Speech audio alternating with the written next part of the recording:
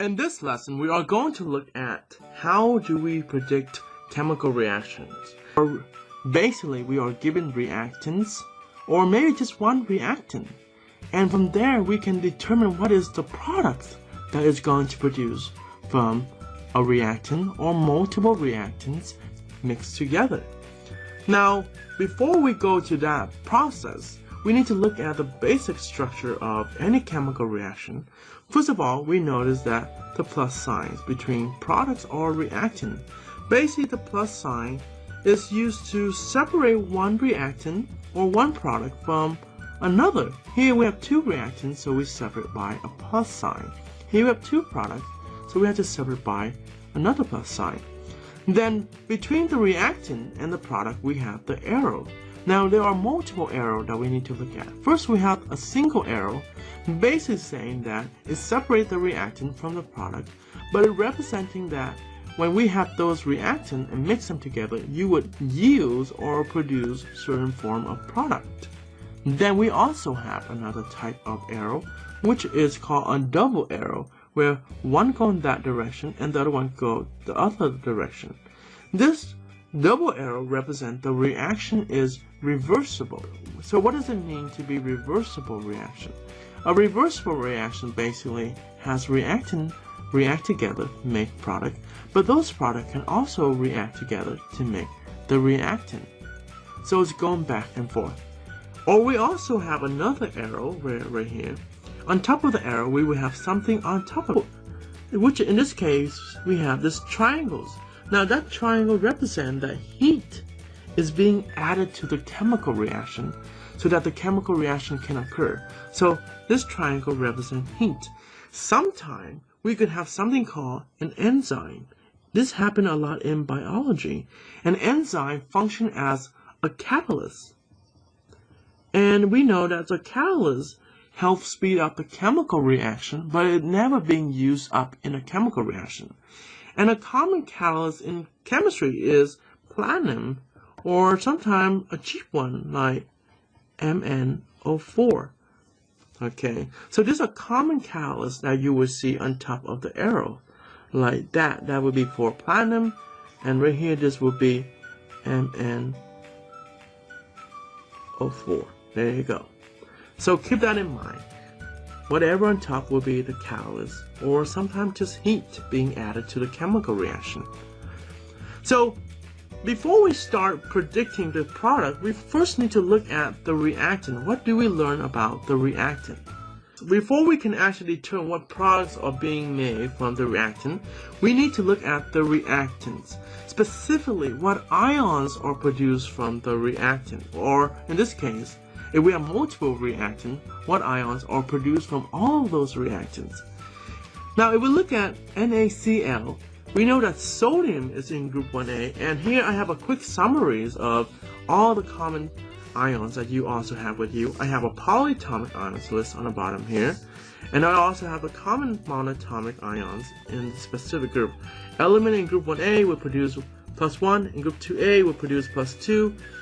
In this case, 5 would have 3 minus, 6 would have 2 minus, and 7 would have 1 minus, in addition to the hydride, which is -1. So to do well in this section, you need to know the common monatomic ions as well as the polyatomic ions. So let's go back and look at the problem. What are the ions from the reactant? In this case, I know Na, that would be Na plus. And Cl, that would be Cl, which is coming from chlorine in group 7, that's minus. And for iodine, it would produce iodide ions. In this case, I minus. Now, when we type this in our computer, of course, we need to use the caret symbol, which is this symbol right here on number 6 right there. So we go to number 6, you will see that caret symbol right there. We need to use the caret symbol to represent the charges from the rest of the chemical formula. Why do we use the caret symbol? Because the charges is a superscript. That is a tiny number on top of the letter. So in this case, we have Na. So we have Na. We have the caret symbol with plus.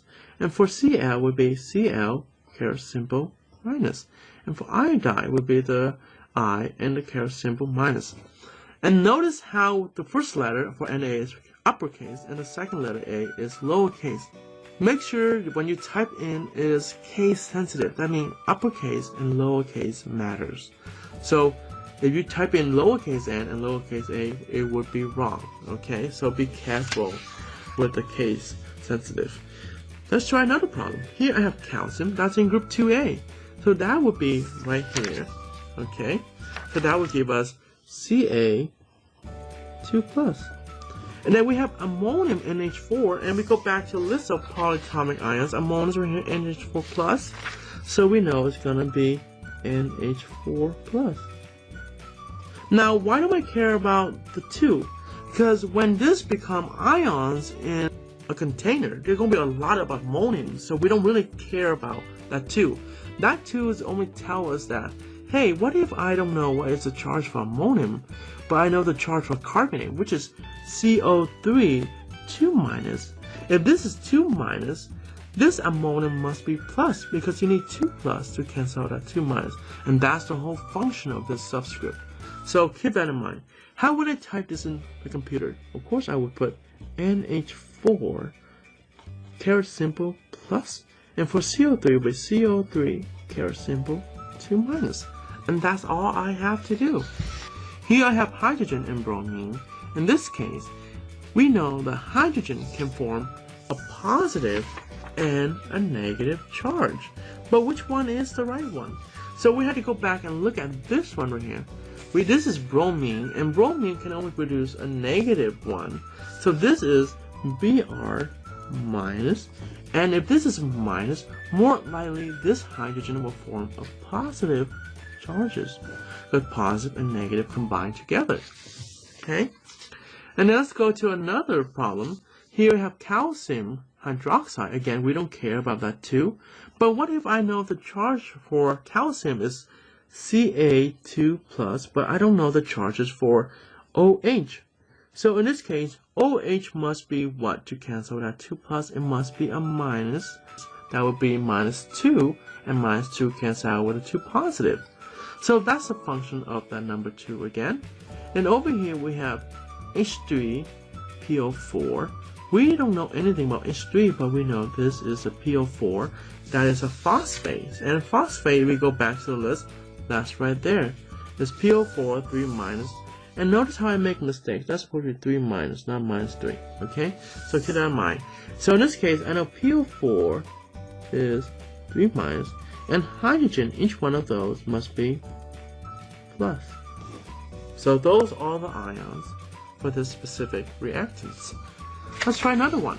We have MgO, magnesium oxide, which in this case, Mg is 2+, and O is 2-. Then we have water. This is very tricky right here. So water sometimes can be written as HOH, okay? So how does that work? This right here is represent your hydroxide. This is actually your OH- right here. And this one right here, HB, and this one right here, that would be your H+. So those are the ions in water. So be careful with this one, okay? And lastly, we have potassium, which is K. K is in group 1A, so it's plus right here. Right there, through there. And then H we know is already, it's gonna be, ooh. And then we have HCl, which one's gonna be? Again, we know H can be either plus or minus, but we know Cl is minus. If Cl is minus, this H must be plus. And that's all we have to do when we have to determine the ions in the reactant. And then the next lesson, we're going to look at how these ions can be used to determine the products.